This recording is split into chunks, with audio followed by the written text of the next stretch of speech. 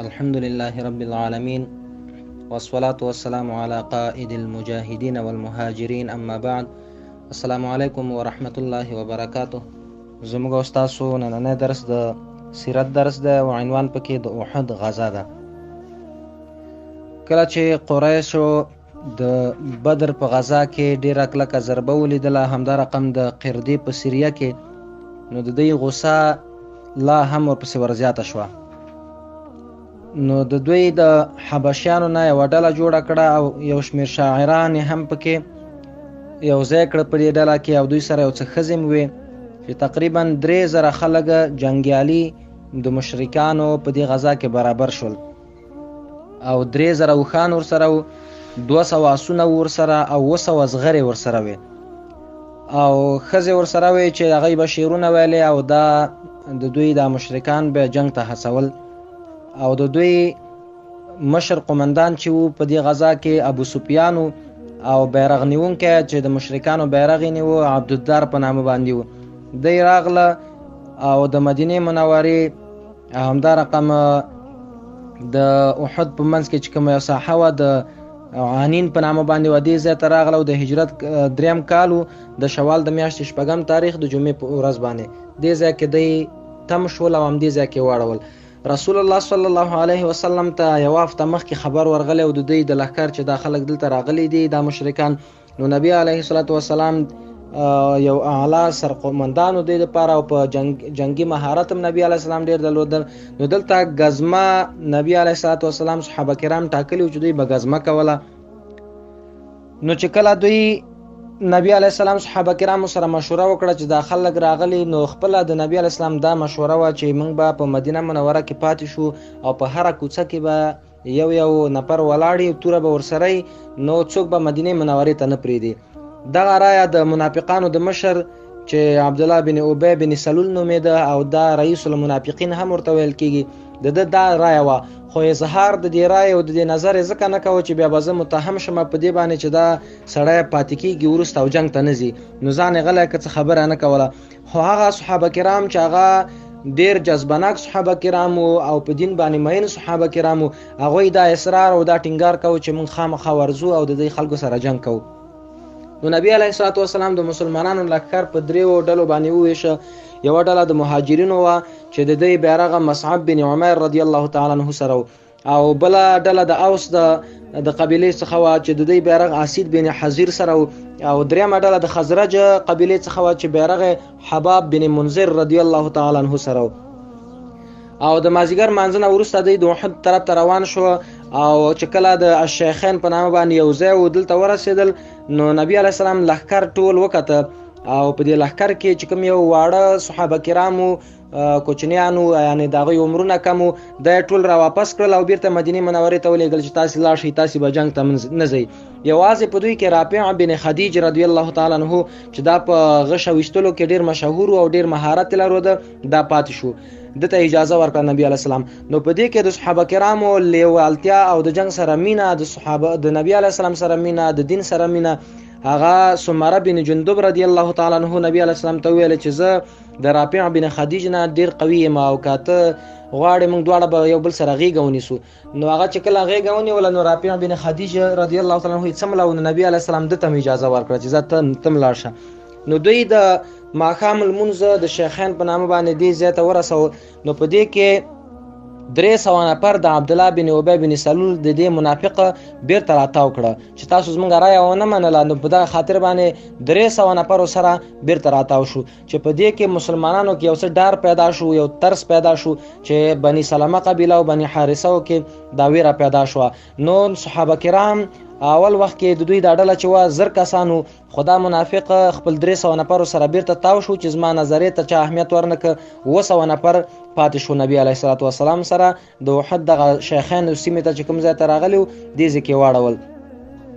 بیا نبی کریم صلی الله علیه وسلم 50 کسه صحابه کرام غشي وشتونکي په جبل الرومات کې چې جبل عنین هم ورته ویل کېږي په دې ځای کې وټاکله، او اعلی قمندان د دوی چې کوم یو سرپرست د دوی و هغه عبدالله بن جبیر انصاري رضی الله تعالی عنه 50 نفر دلته نبی علیه السلام وټاکل او دوی ته امر وکړ چې تر څو ما درته امر نه کړی تاسې به د دې ځای نه خوځېږئ. دا یو دفاعي ځای و، د احد د غره ځای کې یو ناو په رقم باندې ځای و، او دا هغه ځای و چې مشرکانو کولی شو چې شا طرف نه په مسلمانانو باندې حمله وکړي. نو نبي علیه السلام دلته دا 50 نفره ټاکلي او ډېر تاکیدي ورته دا امر وکړ. په بخاري کې دا حدیث ده چې تاسې که موږ ماتې مخورو او که موږ کامیاب شو په هېڅ یو حالت کې به تاسې دا ځای نه پرېږدئ. نو کله چې دوی مشرکانو هم خپله د تقسیمات د لښکر وکړه، لښکر یې برابر کړه او ښځې په صفونو کې ودرولې ځانو سره، هغوی به شعرونه ورته ویلې. نو بیا دا شعرونه ویل چې ان تقبلوا نعانق ونفرش النمارق او تدبروا نفارق فراق غیر وامق. که چېرته تاسې مخکې لاړ شئ، مخکې ورتګ وکئ، موږ به تاسې ته غاړې درکړو، یعنې موږ به تاسې زموږ میړونه استئ. او که چېرته تاسې ته به قالینې وغوړو او که چېرته مو شا کړله نو داسې فراق به زموږ او ستاسې منځ کې راشي چې بیا به بیخي سره یو ځای نه شو. نو کله چې دوی دواړه لښکرې خپلو ځایونو کې تم شولې او خپلو ځایونو کې واړول، نو دې نه وروسته یو بل سره مخامخ شو. چې کله دا دواړه د مسلمانانو او د مشرکانو لښکر مخامخ شو په دې سیمه کې، نو په دې کې مشرکانو کې طلحه بن ابي طلحه عبدري په نامه باندې دا د مشرکانو د لښکر عمومي بیرغ د ده سره و.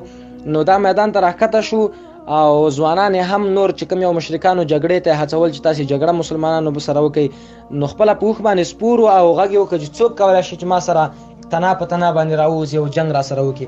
نو په دې کې زبیر بن عوام رضی الله تعالی عنه چې دا یو ډېر د زمري په شان زړور سړی و، دا ورغی او خپل اوښ یې د هغه د اوښ سره یو ځای کړ او توره یې ورپسې واره کړه، د خېټه کې ووهه، لاندې راوغورځو. نو نبي علیه الصلاة والسلام او صحابه کرامو الله اکبر نارې کړې دې سره، او جګړه په همدغه ځای کې ونښتله. یو بل سره مسلمانان او مشرکان یو بل سره ونښتل. په دې کې حمله په دغه جنگ کې حمزه رضی الله تعالی عنه او دا رقم ابو دجانه رضی الله تعالی عنه چې دا یو ډیر زړور صحابي و چې د جنگ په وخت کې به کمیس هم ویسته او سره پټه به د سر نه تاووله، او دا هغه څوک چې نبی کریم صلی الله علیه وسلم د خپله توره دته ورکړې وه چې څوک به د دې تورې حق ادا کړي. یوازې همدا صحابي و چې ده ویلې زه کولی شم چې د دې تورې حق ادا کړم. همغسې د احد په غزا کې خپله کارنامه وښودله. نو په لومړي سر کې مسلمانان بریمن شول او 11 کسان د دې مشرکانو ووژل.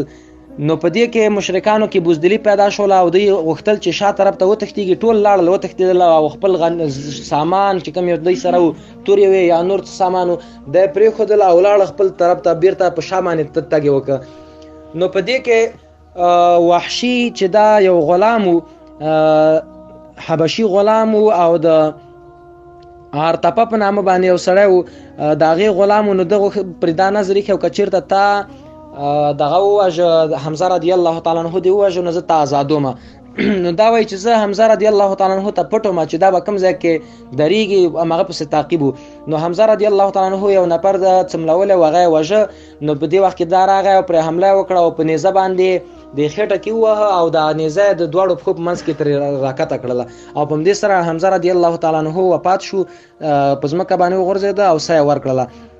کله چې مسلمانان بریمن شول او مشرکان شا طرف ته لاړل وتښتېدل، نو هغه 50 کسان چې نبی علیه الصلاة والسلام د احد په غره کې کېنولي وو د پیرې په خاطر باندې، دا ټول راغله. یوازې قوماندان عبدالله بن جبیر رضی الله تعالی عنه چې دوی ته وویل چې تاسې مه ځئ، نبي علیه السلام موږ منې کړي یو، خو دوی ونه منله. 40 کسه ترې راکته شول او هلته 10 نفره په دې غره کې پاتې شول. کله چې خالد بن ولید رضی الله تعالی عنه ډېر وخت کې لا مسلمان شوی نه و او ابو سفیان د بعضو خلکو سره دوی حمله وکړله په مسلمانانو باندې. دې نه مخکې هم 3 ځلې حمله کړې وه خو دوی پرې غشې وویشتلې، ناکام شو. خو کله چې وکتل چې په دې غره کې اوس څوک نه دي پاتې غیر د 10 نفرو نه، نو راجګ شو او د 10 واړه ټول شهیدان کړه او مسلمانان د دوه طرفه نه په محاصره کې شول. ځکه یو طرف نه د احد د غره د ناو چې د خانه پر راکته شول، بل طرف خپل مشرکانو ته غوښتل چې بیرته راتاو شي مسلمانانو باندې من غالب شو. نو مسلمانان دوه طرف ته په جنگ کې محاصره شول او په دې کې رسول الله صلی الله علیه وسلم نه صحابه کرام ټول تیت شول. یوازې 9 نفره چې وطن انصار او 2 تنه پکې د مهاجرینو څخه دا د نبی علیه الصلاة والسلام نه راتاو او مشرکانو به پرې ګزارونه کول او نور مسلمانان هم یو بل سره تیت شول. نو په دې کې نبی کریم صلی الله علیه وسلم صحابه کرامو ته ویل چې څوک زما دفاع کوي الله به هغه ته جنت ورکوي. نو هر صحابي به راته او د نبی علیه السلام مخې ته به درېده، په غشو باندې به ویشتل کېده او بیرته به شهید کېده. تر دې پورې چې 7 تنه همدا رقم شهیدان شو.